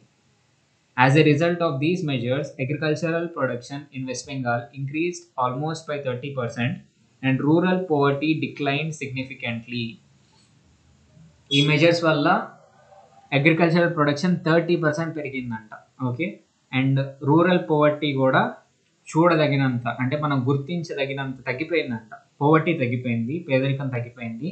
However, many critics felt that still the majority of shareholders of West Bengal, about 70%, have not been registered, and this partial implementation had led to the rise of a new class of rural rich. Okay, so కానీ situation ఏంటి అంటే 70% of share holders register అవ్వలేదంట. దాని meaning ఏంటి అంటే బార్గదార్స్ ఎవరైతే ఉంటారో వాళ్ళ పేర్లు ఇంకా 70% ఆఫ్ మంది పేర్లు ఎక్కలేదు ఏదో కారణాల వల్ల. ఓకేనా? సో పార్షియల్గానే ఇంప్లిమెంట్ అయింది. ఈ పార్షియల్గా ఇంప్లిమెంట్ అవ్వడం వల్ల బెనిఫిట్ అయిన పీపుల్ ఎవరైతే ఉంటారో వాళ్ళేంటి, రూరల్ ఏరియాలో, విలేజ్లో దీని నుంచి బెనిఫిట్ పొందిన వాళ్ళు కొత్తగా రిచ్ క్లాస్ లాగా కనిపిస్తూ ఉన్నారు. పీపుల్ యొక్క క్లాస్ అనేది అపియర్ అయింది ఈ బార్గదర్ సిస్టమ్ ఇంప్లిమెంట్ అయిన తర్వాత. ఇంతవరకు అర్థమైందా? అర్థమైందా? Nevertheless, Operation Barga and the implementation of Panchayat Raj helped the left front government to gain support of the rural population, and the government repeatedly won elections till 2006.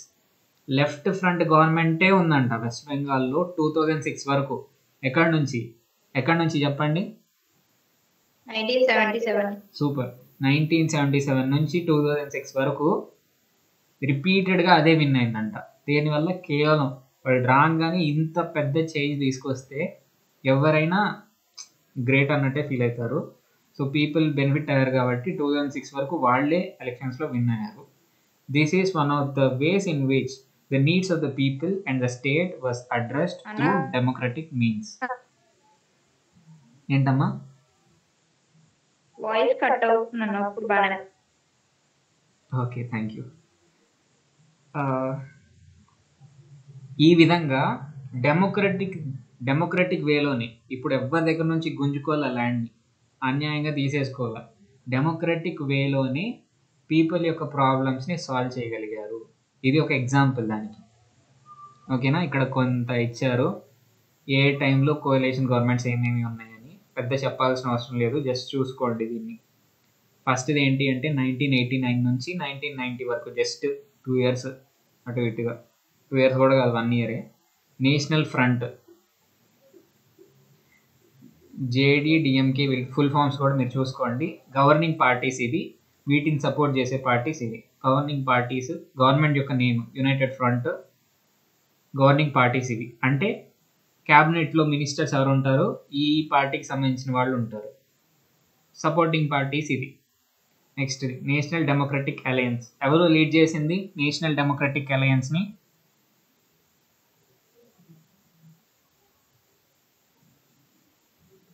చెప్పుకున్నాం కదా, national democratic alliance led by BJP. Okay, so BJP ఏంటమ్మా? Eastern అనుకున్నాను. Okay, national democratic alliance 1998 నుంచి 2004 వరకు govern చేసింది. ఈ parties government form చేసిన supporting parties ఇవి. ఓకేనా? ఓకే, ఇది మీరు చూసుకోండి. నెక్స్ట్ చిన్న టాపిక్, కొంచెం లేట్ అయ్యేటట్టుంది అనుకోమాకండి. చిన్న టాపిక్ మిగిలిపోయింది, ఎకనామిక్ లిబరలైజేషన్. చెప్పనా మళ్ళీ చెప్పనా? చెప్పండి మీరే. కంటిన్యూ చేయనా మళ్ళీ చెప్పనా? కంటిన్యూ చేయండి అన్న. కంటిన్యూ చేయండి. ఓకే, తక్కువ మందే ఉన్నట్టున్నారు అసలు. వాయిస్ లైన్ 13 అంటే 11 కదా. ఎకనామిక్ లిబరలైజేషన్ మనం మాట్లాడుకున్నాం కదా. లిబరలైజేషన్ అంటే ఏంటి, ఎకనామిక్ అంటే ఏంటి చెప్పండి ఒకసారి. లిబరేషన్ అంటే లిబరేషన్ కదా, లిబరలైజేషన్. లిబరల్ అంటే ఏంటి? ఫ్రీడమ్ అన్న. లిబర్టీ అన్న, లిబరల్ అన్న, ఫ్రీడమ్, స్ట్రిక్ట్నెస్ తగ్గడం అనే మీనింగ్ వస్తుంది. ఎకనామిక్ లిబరలైజేషన్ అంటే ఏంటి అంటే ఎకనామీలో ఇదివరకు, ఎకనామీ అంటే ఆర్థిక వ్యవస్థ, ఆర్థిక వ్యవస్థలో ఇదివరకు రూల్స్ బాగా స్ట్రిక్ట్గా ఉండేవి. ఎకనామిక్ లిబరలైజేషన్ అంటే ఏంటి అంటే ఆ రూల్స్ని కొంచెం, ఆ స్ట్రిక్ట్నెస్ తగ్గించారు. దాని గురించి మాట్లాడుకుందాం. చెప్పుకున్నాం కదా ఎవరు తగ్గించింది ఎకనామిక్ లిబరలైజేషన్, అసలు కొంచెం స్టార్ట్ చేసింది ఎవరు? విపి సింగ్.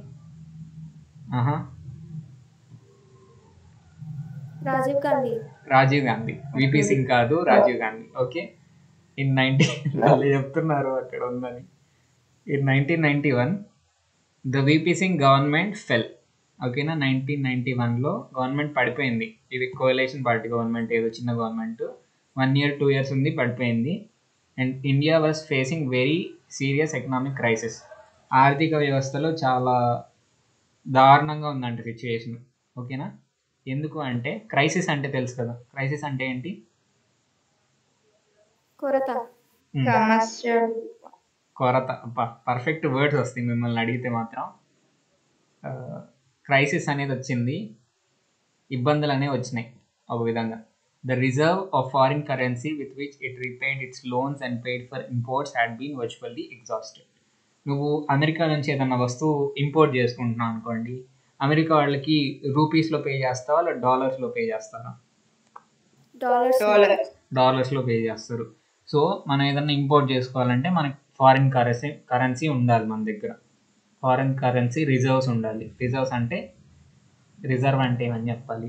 రిజర్వాయర్ అంటే చాలా వస్తువులను, చాలా వాటర్ని ఒక చోట పెడితే దాన్ని వాటర్ రిజర్వాయర్ అంటాం. అట్లా చాలా డబ్బులను ఒక చోట పెడితే దాన్ని ఒక రిజర్వ్ అంటాం. రిజర్వ్ బ్యాంక్ ఆఫ్ ఇండియా దగ్గరే ఉంటే మనీ అంతా అక్కడే ఉంటాయి, అక్కడే ప్రింట్ చేస్తారు. ఓకేనా?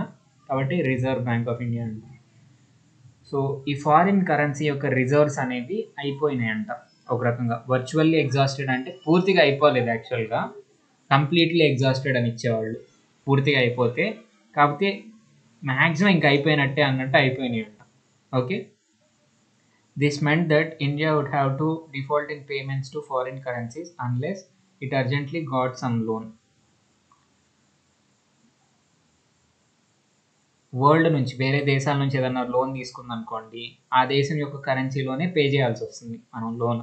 ఏమైనా ఇంపోర్ట్ చేసుకున్నా, ఏ దేశం నుంచి ఇంపోర్ట్ చేసుకుంటే ఆ కరెన్సీలో మనం పే చేయాల్సి వస్తుంది. ఫారిన్ కరెన్సీ అంతా మన దగ్గర అయిపోతుంది అనుకోండి, ఈ పేమెంట్స్ చేయటం కొంచెం లేట్ అవుతుంది కదా. పేమెంట్స్ అనేవి డిఫాల్ట్ అయిపోతాయి. డిఫాల్ట్ అంటే కొంచెం లేట్ అవుతుంది. పేమెంట్స్ విషయంలో డిఫాల్ట్ అంటే లేట్ అవ్వడం, లేకపోతే కట్టలేకపోవడం. ఓకేనా?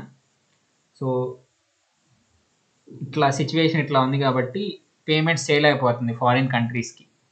పేమెంట్ చేయాలంటే ఎక్కడన్నా అప్పు తెప్పించుకోవాలి. అప్పు అన్నా లోన్ అన్నా ఒకటి గుర్తుపెట్టుకోండి. లోన్ అనేది కొంచెం స్టైలిష్గా వాడుతూ ఉంటారు, అప్పు అన్నా లోన్ అన్నా ఒకటే. ఓకేనా? అర్జెంటుగా అప్పు తెప్పించుకోవాలి, ఎక్కడి నుంచైనా అప్పు తెచ్చుకోవాలి foreign currency. In 1992 when the new Congress government under P.V. Narasimha Rao was formed, it negotiated with the International Monetary Fund for loans to tide over the crisis. Tide over అంటే ఏంటి అంటే దాటుకొని రావటం. ఓకేనా? ఈ క్రైసిస్ నుంచి బయటపడటానికి కాంగ్రెస్, ఇప్పుడు 1992లో కాంగ్రెస్ పార్టీ వచ్చిందంట గవర్నమెంట్లోకి. దానికి హెడ్ ఎవరు అంటే పివి నరసింహారావు. పివి నరసింహారావు గారి గురించి ఏమన్నా తెలుసా మీకు? చాలా ఇబ్బంది మీరు చెప్పకపోతే. చెప్పాలి ఫాస్ట్గా, మీకు తెలుసు ఆల్రెడీ. పివి నరసింహారావు గారు, ఇక్కడన్నా విన్నారా ఈ పేరు పివి నరసింహారావు అని? 9th క్లాస్ తెలుగులో వచ్చిన ఏం లెసన్ గుర్తుందా మీకు?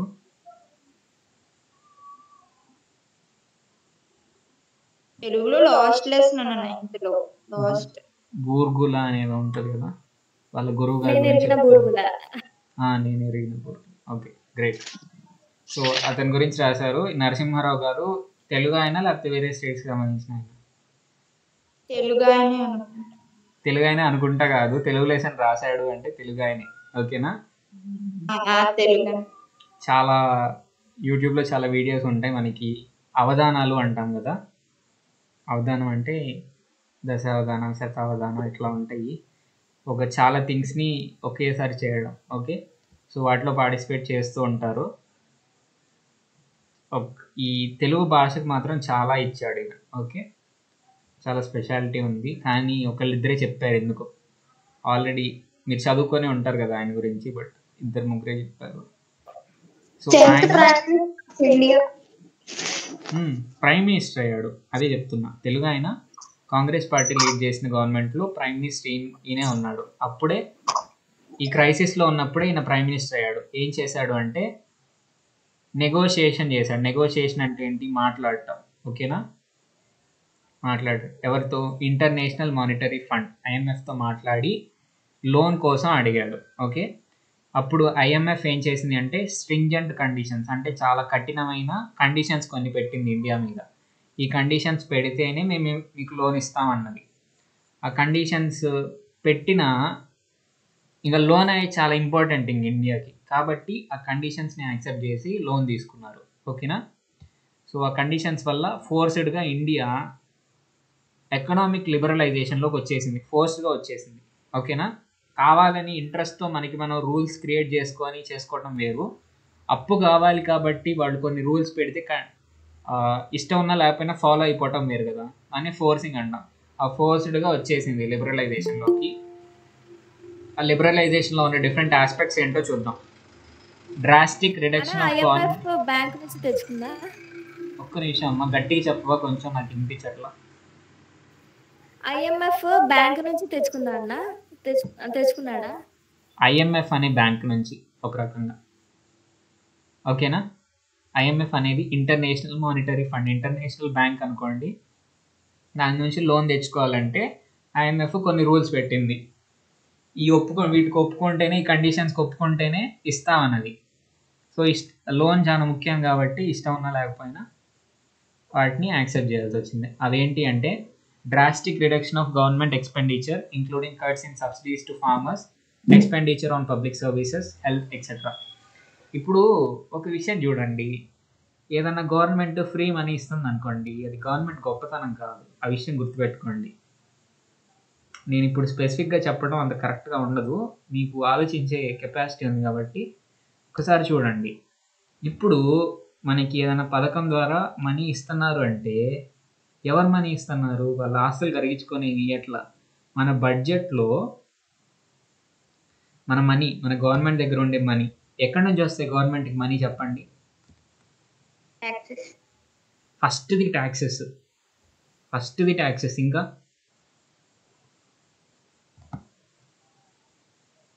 గవర్నమెంట్ రన్ చేసే ఫ్యాక్టరీస్ లేదా ఇండస్ట్రీస్, వీటి నుంచి వస్తాయి. ముఖ్యంగా ట్యాక్సెస్ వీటి నుంచి వస్తాయి, ఓకేనా. ట్యాక్స్ నుంచి గవర్నమెంట్కి వచ్చే మనీని వాళ్ళు పర్ఫెక్ట్గా దీనికి అని అలొకేట్ చేసుకోవాలి. వాళ్ళు మిగతా అన్నీ వదిలేసి పీపుల్ని సాటిస్ఫై చేయడానికి ఏం చేస్తారంటే కొన్ని గవర్నమెంట్స్ వాళ్ళు ఫ్రీ మనీ లాగా ఇచ్చేస్తూ ఉంటారు. వాళ్ళు ఇంకేం ఇంప్లిమెంట్ చేయట్లా, వాళ్ళు గొప్ప గొప్ప పనులు ఇంప్లిమెంట్ చేయట్లా, ఇన్ఫ్రాస్ట్రక్చర్ డెవలప్ చేయట్లా, ఏం చేయరు, పెద్ద పెద్ద చేంజెస్ తీసుకురారు. ప్లాన్డ్గా ఒకటి గట్టిది ఇట్లా చూసాం కదా. ఏం చూసాం? లెఫ్ట్ ఫ్రంట్ గవర్నమెంట్ చేసిన ఒక గొప్ప విషయం చూసాం. ఒక పెద్ద ప్రాబ్లమ్ని సాల్వ్ చేశారు, పవర్టీని తగ్గించారు, అగ్రికల్చరల్ ప్రొడక్షన్ని పెంచారు. ఓకే, ఇంత గట్టి విషయాలు ఏం చేయట్లా, జస్ట్ ట్యాక్సుల రూపంలో ఒకళ్ళ దగ్గర నుంచి తీసుకున్న మనీని ఇంకోళ్ళకి ఇస్తున్నారు అంతే. ఇట్లాంటి ఏంటి, ఓకేనా, ఇట్లా వేయటం అనేది అంత కరెక్ట్ కాదు. మీరు ఆలోచించండి ఒక విషయం. ఇట్లాంటి సంస్కరణలు తీసుకురావాలి కానీ సిస్టంలో ఊరక మనీని ఒకళ్ళ చేతిలో తీసుకొని ఇంకో చేతిలో ఇస్తే అది పెద్ద గొప్ప గవర్నెన్స్ ఏం కాదు. అది జస్ట్ పీపుల్కి హ్యాపీగా ఉంటుంది, ఓ డబ్బులు వస్తున్నాయని హ్యాపీగా కూడా నెక్స్ట్ టైం ఓటేస్తారు అంతే. దానికి పీపుల్కి పెద్ద బెనిఫిట్లు అవ్వట్లా. ఎందుకంటే నువ్వు సిస్టమ్ని మార్చావనుకో, ఒక సిస్టమ్ని నువ్వు మారిస్తే, ఎడ్యుకేషన్ సిస్టమ్ ఇప్పుడు నాడు నేడు అన్నారు, స్కూల్ సిస్టమ్ని మార్చావు అనుకోండి, సూపర్ ఉంటుంది, నిజంగా బెనిఫిట్ అవుతుంది రాబోయే తరాలకి కూడా. అట్లా కాదు, మనీ ఇస్తున్నావు అనుకో, మనీ ఇస్తే ఏంటి, ఎన్నాళ్ళు ఉంటాయి, మనీ అయిపోతాయి, ఉపయోగం ఉండదు. సో సిస్టమ్ని మార్చడం గొప్ప విషయం, గుర్తుపెట్టుకోండి.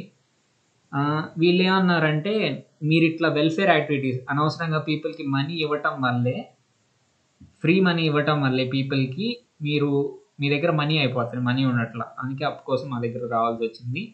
కాబట్టి ఫ్రీ మనీ ఇచ్చేయమాకండి పీపుల్కి. అంటే ఫార్మర్స్కి కానీ ఇంకా ఏ విషయంలో కానీ సబ్సిడీస్ ఏవైతే ఉంటాయో ఆ సబ్సిడీస్ని కట్ చేయండి. రేషన్ అనేది ఉంది, ఇప్పుడు కిలో బియ్యం బయట ఎంత చెప్పండి ఎవరన్నా, బయట రేషన్ షాప్లో కాకుండా బయట 20 రూపీస్ అనుకుంటాను. అమ్మో అంత తక్కువ? ఎవరమ్మా, తిరుపతినా? ఇంకెవరన్నా చెప్పండి, కొంచెం కరెక్ట్ రేట్ చెప్పండి, మీకు తెలియాలి కదా ఇవన్నీ. తెలీదా ఎవరికి? 35 నుంచి 40, మేము తినే బియ్యం అయితే 40, ఓకే, కేజీ.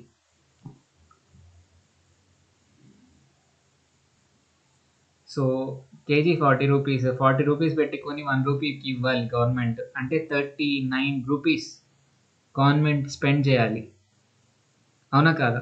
ఎంతమంది తింటున్నాం అది? ఎవరని తింటలా, మహా అయితే దోశల్లో కొంచెం 1 కేజీ 1/2 కేజీ వేసుకుంటారు, మిగతా అన్నీ 10 రూపాయలకి అమ్మేస్తారు, కేజీ 10 రూపాయలు చొప్పున. అన్నీ కలిపి మళ్ళీ దాంట్లో కలిపి మళ్ళీ 40కి అమ్ముతారు మిగతా వాళ్ళు. ఇట్లా జరుగుతూ ఉంటుంది ప్రాసెస్, ఓకేనా. సో ఇట్లా సబ్సిడీస్ ఏవైతే ఉన్నాయో వాటిని కట్ చేసుకోండి అని చెప్పింది గవర్నమెంట్కి. పబ్లిక్ సర్వీసెస్ లేదా హెల్త్, వాటి మీద ఎక్స్పెండిచర్ స్పెండింగ్ ఏదైతే ఉందో వాటిని బాగా తగ్గించాలి అని చెప్పి రూల్ పెట్టింది. ఏది? IMF. అది చెప్పినట్టు ఇంకా ఇండియా నడుచుకోవాలి. సబ్సిడీస్ని తగ్గించాలి అండ్ ఎక్స్పెండిచర్ని కూడా తగ్గించాలి పబ్లిక్ సర్వీసెస్లో అండ్ హెల్త్లో. నెక్స్ట్ది reducing restrictions and taxes on import of foreign goods. Foreign గూడ్స్ని ఇంపోర్ట్ చేయడంలో రెస్ట్రిక్షన్స్ ఏవైతే ఉన్నాయో,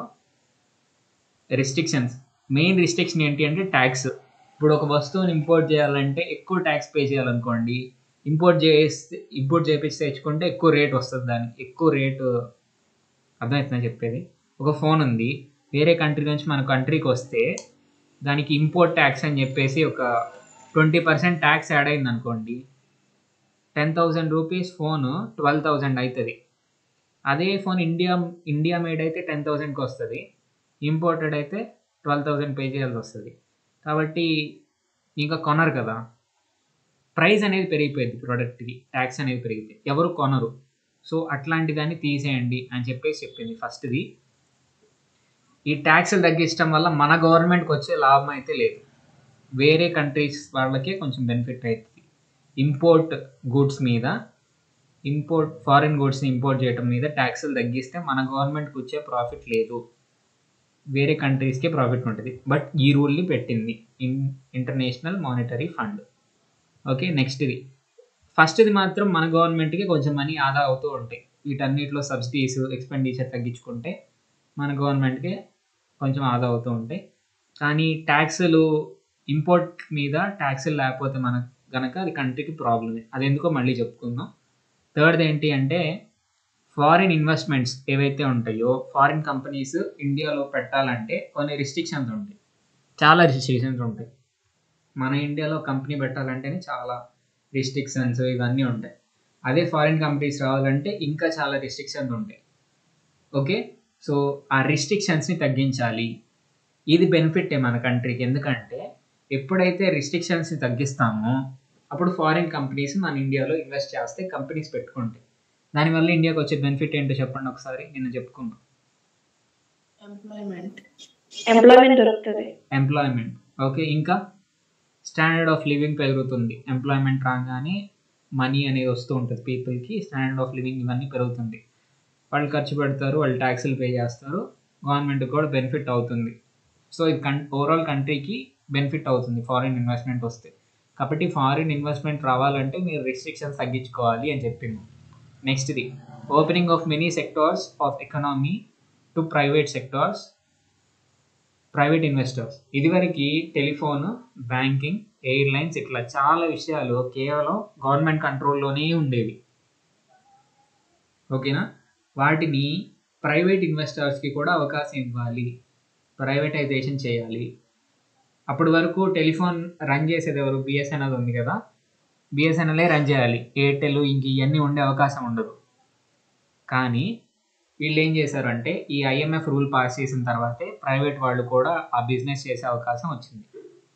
టెలిఫోన్ రంగంలో కానీ, బ్యాంకింగ్, ఎయిర్లైన్స్, ఎడ్యుకేషన్, ఇట్లా హెల్త్, ఇట్లా చాలా విషయాల్లో, ట్రాన్స్పోర్ట్ కూడా. ఇదివరకు బస్సులు ఓన్లీ గవర్నమెంట్ బస్సులే ఉండేవి, తర్వాత మామూలు బస్సులు కూడా వచ్చినాయి, ప్రైవేట్ బస్సులు కూడా. అట్లా మెనీ ఎకనామీలో ఉన్న చాలా సెక్టార్స్ ప్రైవేట్ ఇన్వెస్టర్స్ కూడా యాక్సెప్ట్ చేసేటట్టు గవర్నమెంట్ రూల్స్ అనేవి ఉండాలి, ప్రైవేట్ ఇన్వెస్టర్స్ లేకుండా చేయకూడదు అని చెప్పేసి అన్నారు. ఓకేనా, ఇవి IMF పెట్టిన rules. These measures bought in foreign goods and forced Indian business to compete with global manufacturers. ఈ మెజర్స్ వల్ల, ఈ రూల్స్ని ఇండియాలో ఇంప్లిమెంట్ చేయడం వల్ల ఈ ఫారిన్ గూడ్స్ మీద ట్యాక్సెస్ని తగ్గించారు అన్నాం కదా. సో ఫారిన్ గూడ్స్ మీద ట్యాక్స్ తగ్గిపోతే వాటికి రేట్లు తగ్గిపోతాయి. సో గ్లోబల్ మ్యానుఫ్యాక్చరర్తో ఇండియన్ బిజినెసెస్ కంపీట్ చేయాలి. అంటే ఫోన్ చేస్తాను. హలో వినిపిస్తుందా? చాలా సారీ యాక్చువల్గా చాలా డిస్టర్బెన్స్ వచ్చింది ఈరోజు క్లాస్లో. ఇట్లా ఫారిన్ గూడ్స్ మీద ట్యాక్స్లు మనం తగ్గిస్తే వాటి రేట్లు పడిపోతాయి. అది కాక ఫారిన్ గూడ్స్ క్వాలిటీ ఎక్కువ ఉంటాయి, ఎందుకంటే టెక్నాలజికల్గా మన ఇండియా కంటే చాలా కంట్రీస్ చాలా ముందున్నాయి కదా, అప్పటికే ఇండియా కంటే చాలా కంట్రీస్ చాలా ముందున్నాయి. కాబట్టి వాటి టెక్నాలజీతో ఇండియన్ టెక్నాలజీ కంపీట్ అవ్వాలి. వాటి ప్రోడక్ట్ యొక్క క్వాలిటీతో ఇండియా యొక్క క్వాలిటీ కూడా మ్యాచ్ అవ్వాలి. అప్పుడు ఇండియన్ ప్రోడక్ట్స్ కొంటారు పీపుల్, లేకపోతే కొనరు. అవునా కదా? హై క్వాలిటీ ప్రోడక్ట్ తక్కువ రేటుకి వస్తే అదే కొంటారు. ఇంపోర్ట్స్ మీద రిస్ట్రిక్షన్స్ ఎప్పుడైతే తీసేస్తామో అప్పుడు హై క్వాలిటీ ప్రోడక్ట్స్ తక్కువ రేటుకి వస్తాయి. అవునా కదా? దానివల్ల ఇండియన్ బిజినెసెస్ లేదా ఇండస్ట్రీస్ దెబ్బతింటూ ఉంటాయి. ఎందుకంటే ఎట్లానో మనం టెక్నాలజికల్గా అంత డెవలప్ అవ్వలేదు, ఎట్లానో అంత క్వాలిటీ మెయింటైన్ చేయలేము, కాబట్టి మనకి లాసెస్ వస్తూ ఉంటాయి. సో పాయింట్ బి ఒకటి బాగా హార్మ్ చేస్తుంది ఇండియాకి. దాంతోపాటు పాజిటివ్స్ కూడా వచ్చినాయి కదా, ఈ ఒకటి నెగిటివ్ పాయింట్, మిగతా అన్ని positives. It also led to setting up of industries and businesses by foreign companies in India. Foreign companies చాలా వచ్చి మనకి బిజినెసెస్ ఇండియాలో పెట్టినాయి. However it also meant a lot of hardship for common people as government was forced to cut subsidies to people and as many factories closed down due to influx of cheap foreign goods. People కి రెండు problems వచ్చినాయి. First problem ఏంటి అంటే సబ్సిడీస్ని cut చేశారు కదా, అప్పటి వరకు వచ్చే సబ్సిడీస్ కట్ అయినాయి కాబట్టి అదొక ప్రాబ్లం. నెక్స్ట్ ప్రాబ్లం ఏంటి అంటే చీప్ ఫారిన్ గుడ్స్ రావటం వల్ల మన బిజినెసెస్కి లాస్ వస్తుంది కదా, లాస్లో ఎవరు రన్ చేయరు కదా, కట్ చేసేస్తారు. అవునా కదా? ఫ్యాక్టరీస్ని కానీ బిజినెసెస్ని కానీ క్లోజ్ చేసుకొని వెళ్ళిపోతారు. ఓకే, ఈ విధంగా మన పీపుల్కి లాస్ వచ్చింది. This also led to the privatisation of many public amenities like education, health and transport, and people had to pay high prices to private service providers. ఇంకో ప్రాబ్లం ఏంటి అంటే ప్రైవేటైజేషన్ జరిగిన తర్వాత ఎడ్యుకేషన్, హెల్త్, ట్రాన్స్పోర్ట్ వీటన్నిటిలో private sector దీంట్లో కూడా వచ్చిన తర్వాత క్వాలిటీ పెరిగింది. కాకపోతే పీపుల్ ఏంటి అంటే వాళ్ళకి హై ప్రైస్ పే చేయాల్సి వస్తుంది. రియాలిటీ మనం చూసుకుంటే ఇప్పుడు గవర్నమెంట్ స్కూల్ ఉంది, ప్రైవేట్ స్కూల్ ఉంది, గవర్నమెంట్ హాస్పిటల్ ఉంది, ప్రైవేట్ హాస్పిటల్ ఉంది, గవర్నమెంట్ బస్సులు ఉన్నాయి, ప్రైవేట్ బస్సులు ఉన్నాయి. వేటికి హై ప్రైజెస్ ఉన్నాయి అన్ని విషయాల్లో చెప్పండి? ప్రైవేట్ వాటికే ఉన్నాయి. సో అందరూ ప్రైవేట్ వాటికి వెళ్తున్నారు, మళ్ళీ హై ప్రైజెసే పే చేస్తున్నారు. ఈ విధంగా పీపుల్కి లాస్ కూడా వచ్చింది. అప్పటి వరకు ఏంటి, no other option, government hospital, government school, government transport అంతే, గవర్నమెంట్ బస్, రెడ్ బస్ అంతే. సో ఈ విధంగా ప్రాబ్లమ్స్ ఫేస్ చేశారు. కొంత బెనిఫిట్ ఏంటి అంటే ప్రైవేటైజేషన్ జరగటం క్వాలిటీ పెంచిద్ది యాక్చువల్గా, అండ్ జాబ్స్ని క్రియేట్ చేస్తుంది, అండ్ కంపెనీస్ని కూడా తీసుకొస్తుంది, ఫారిన్ కంపెనీస్ని తీసుకొస్తుంది. కొన్ని బెనిఫిట్స్ కొన్ని నెగిటివ్స్ రెండు ఉన్నాయి, ఇది గుర్తించాలి. The 20th century closed with an India which was drawn into the world market, and India which seemed to have a thriving democracy in which voices of different sections of the population were making themselves heard, and in which divisive and communal political mobilization were threatening to destroy social peace. ఇంత పెద్ద సెంటెన్స్లో 3 విషయాలు చెప్పారు. 20th century అయిపోయేటప్పటికి, 20th century time ఏంటి, 20th century 1900 to 2000. 1900 to 2000. ఇది అయిపోయే టయానికి, close అయ్యే టయానికి వరల్డ్ మార్కెట్లోకి ఎంటర్ అయింది ఇండియా. అప్పటి వరకు ఇంపోర్ట్స్ ఎక్స్పోర్ట్స్ ఏం లేవు. చూడండి ఇప్పుడేంటి, వరల్డ్ కంపెనీస్ అన్నీ ఇండియాలోకి వచ్చినాయి, గ్లోబల్ ప్రొడక్ట్స్ అన్నీ ఇండియాలోకి వస్తున్నాయి. అంటే వరల్డ్ మార్కెట్లోకి ఇండియా ఎంటర్ అయింది ఈ టైం అయిపోయేటప్పటికి. అండ్ డెమోక్రసీ అనేది గట్టిగా ఉంది, స్ట్రాంగ్గా ఉంది ఇండియాలో, అది మనకు కనిపిస్తుంది. 2000 ఇయర్ వచ్చేటప్పటికి స్ట్రాంగ్ డెమోక్రసీ అనేది ఇండియాలో థ్రైవ్ అవుతుంది. అంటే హ్యాపీగా సెటప్ అవటం అనేది థ్రైవ్ అవటం అంటారు. Okay, so voices of different section of population were making themselves heard. Different section of people, ఇండియాలో చాలా సెక్షన్స్ ఆఫ్ పీపుల్ ఉన్నా కూడా ప్రతి ఒక్కళ్ళు వాళ్ళ వాయిసెస్ని వినిపించేటట్టు బయటికి చెప్తున్నారు, వాళ్ళ నీడ్స్ని వాళ్ళు అడుగుతున్నారు, డిమాండ్స్ చేస్తున్నారు. ఓకేనా? ఇట్లాంటి సిచ్యువేషన్లో divisive and communal political mobilisation were threatening to destroy social peace. ఇట్లాంటి సిచ్యువేషన్లో డివైజివ్ అంటే ఒక నెగిటివ్ ప్లాన్ అని అర్థం, కమ్యూనల్ పొలిటికల్ మొబిలైజేషన్ అంటే కమ్యూనిటీ స్పేస్ మీద పొలిటికల్ మొబిలైజేషన్ జరుగుతుంది. ఈ క్యాస్ట్ వాళ్ళందరూ ఈ పొలిటికల్ పార్టీ అని, ఇంకో క్యాస్ట్ వాళ్ళు ఇంకో పొలిటికల్ పార్టీ అని, లేకపోతే హిందూస్ అందరూ ఈ పార్టీ అని, ముస్లిమ్స్ అందరూ ఈ పార్టీ అని, క్రిస్టియన్స్ ఈ పార్టీ అని, ఇట్లా జరగటాన్ని కమ్యూనల్ పొలిటికల్ మొబిలైజేషన్ అంటాం. అంటే కమ్యూనిటీని బట్టి మీరు ఏ కమ్యూనిటీకి సంబంధించి ఉంటారో ఒక కమ్యూనిటీ మీద కాన్సన్ట్రేట్ చేస్తుంది ఒక్కొక్క పార్టీ. దీని కారణంగా సోషల్ పీస్ అనేది దెబ్బతినే అవకాశం చాలా ఉంది. అవునా కదా? ఇప్పుడు ఉన్న మత కలహాలు ఇవన్నీ ఏవైతే ఉన్నాయో మెయిన్ రీజన్ ఏంటి వీటికి అంటే పాలిటిక్సే. పాలిటిక్స్లో ఈ రిలీజన్ని క్యాస్ట్ని వాడుకోవటం వల్లే ఇవన్నీ సస్టైన్ అవుతున్నాయి. క్యాస్ట్ సిస్టమ్ని ఇంకా రిమూవ్ చేయకపోవడానికి కారణం కూడా ఇదే అనుకోవచ్చు. ఈ నెగిటివ్ థింగ్స్ అన్ని డిలీట్ చేస్తే వాళ్ళు దేన్ని వాడుకోవాలి పాలిటిక్స్లో? ఇవి ఉన్నాయి కాబట్టి కొంచెం బతకగలుగుతున్నారు. అవునా కాదు? ఇది కూడా ఆలోచించాలి. సో ఇవన్నీ ఏంటి అంటే పాలిటిక్స్లో ఈ కమ్యూనిటీస్ని వాడుకోవడం వల్ల సోషల్ పీస్ అనేది దెబ్బతింటుంది. It had stood the test of time for over 50 years and had built a relatively stable economy and deeply rooted democratic politics. వేరే దేశాలతో కంపేర్ చేసుకుంటే ఈ 50 yearsలో ఎన్నో ఇబ్బందులు వచ్చినా కూడా టెస్ట్ ఆఫ్ టైం అంటే ఈ కాలం పెట్టే పరీక్షలన్నింటినీ తట్టుకొని నిలబడిందంట. ఓకేనా? స్టేబుల్ ఎకనామీని ఫామ్ చేసుకుంది. మిగతా వాటితో కంపేర్ చేసుకుంటే డెమోక్రసీ విషయంలో కానీ ఎకనామీ విషయంలో కానీ చాలా స్టేబుల్గా ఉంది India. It still had not managed to solve the problem of acute poverty and gross inequality between castes, communities, religions and gender. ఇట్లా కొంచెం వేరే వాటితో పోల్చుకుంటే చాలా విషయాల్లో బాగున్నా కూడా కొన్ని విషయాలు పోవర్టీ తగ్గించలేకపోయింది. క్యాస్ట్ బేస్ మీద, కమ్యూనిటీ బేస్ మీద, రీజియన్స్ అంటే రాష్ట్రాలు, ప్రాంతాల బేస్ మీద అండ్ జెండర్ బేస్ మీద ఇన్ఈక్వాలిటీ పీపుల్లో ఇంకా ఉంది. దీన్ని మాత్రం మార్చలేకపోయింది 50 years after independence. This was the legacy the 50 years of post-independence period left for the 21st century India. Legacy అంటే ఏంటి చెప్పండి? తెలిసే ఎవరికన్నా? లీగసీ అంటారు కదా. లీగసీ అనే పదం స్ట్రాంగ్ పదం వాడుతారు. చెప్పండి ఎవరన్నా లీగసీ అంటే ఏంటో.